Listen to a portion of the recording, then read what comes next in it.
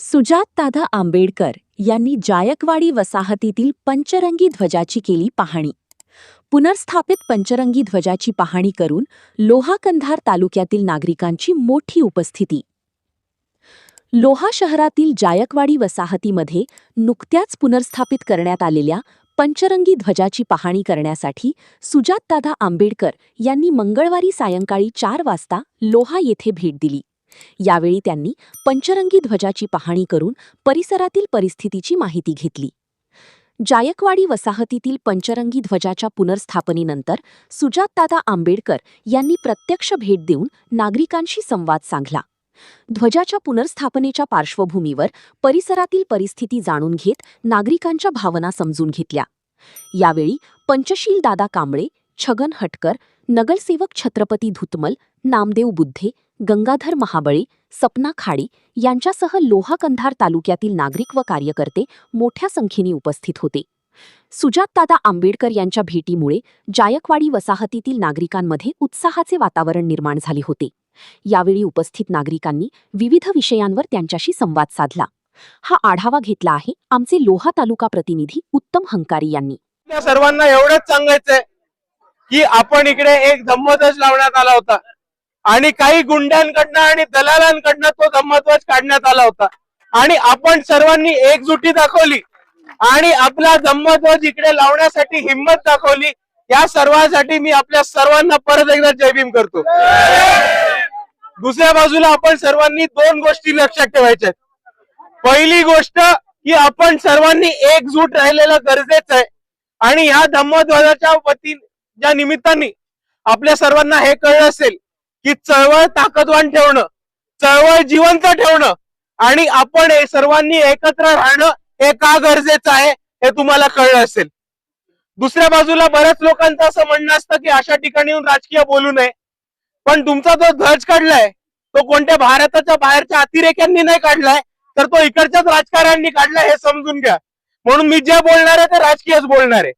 आणि म्हणूनही एक गोष्ट म्हणतो की आपल्या विचारांचे पक्ष, आपली संघटना, बाबासाहेबांचा पक्ष, बाळासाहेबांचा पक्ष हा आपल्याला मजबूत केल्याशिवाय कोणताही पर्याय नाही.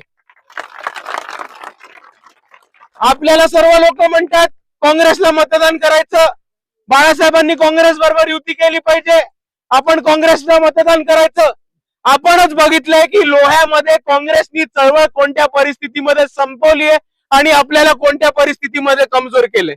या ध्वज काढणारे जे गुंडे आणि दलाल होते त्यांना सुद्धा काँग्रेसच्याच नगरसेवकांचं बॅकिंग होतं हे तुम्हाला चांगल्या पद्धतीने माहिती आहे.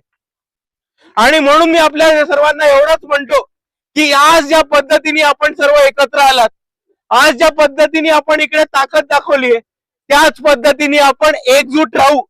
प्रत्येक प्रसंग येईल, कोणताही अन्याय अत्याचार असो, कोणत्याही विहाराचा मुद्दा असो, कोणत्याही समाजाचा मुद्दा असो किंवा आपल्या ध्वजाचा मुद्दा असो, आपण सर्वांनी एकत्र राहायला पाहिजे, ताकदीने राहायला पाहिजे. आणि जर आपण एकटी राहिलो, जर आपण एकजूट राहिलो तर कोणताही समाजाचा दलाल आपल्याला काहीही करू शकणार नाही हे आपण सर्वांनी समजून घेतलं पाहिजे. दुसऱ्या बाजूला आपण सर्वांनी समजून घ्या की ज्या लोकांनी ध्वज काढायचा प्रयत्न केला आणि ज्यांनी इकडे प्रॉब्लेम्स निर्माण केलेत ते कोणते मनुवादी नव्हते, कोणते परके नव्हते, तर ते आपल्यातलेच काही दलाल समाजाला विकायला निघालेले आणि चळवळीला विकायला निघालेले भडवे होते हे आपण सर्वांनी विसरू नका. आणि आता कोणत्याही परिस्थितीत या दलालांना त्यांची जागा दाखवली पाहिजे आणि परत ध्वजाच्या जवळ आले तर त्यांना तुडवून इकडनं परत पाठवलं पाहिजे, याच्याशिवाय पर्याय नाही. आणि दुसऱ्या बाजूला मला अजून एक गोष्ट आपल्या सर्वांसमोर मांडायची आहे की ज्या लोकांनी इकडे हिंमत करून परत ध्वज लावायचा प्रयत्न केला त्यांना इकडच्या गावगुंड्यांनी धमकी दिली. जर धमकी आली तर सरळ फोन मला करा, त्या गुंड्यांचं काय करायचं ते मी बघतो.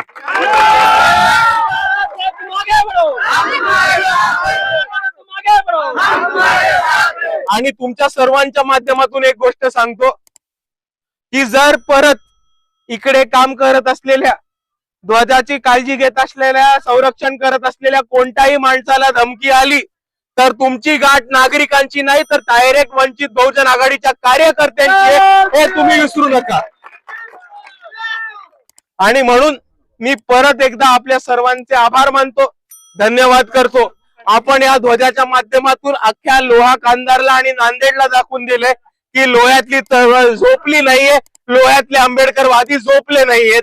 आणि याच पद्धतीने आपण एकत्र येऊयात, लढूयात आणि जिंकूयात. एवढंच म्हणून मी माझे 2 शब्द थांबवतो. जय भीम.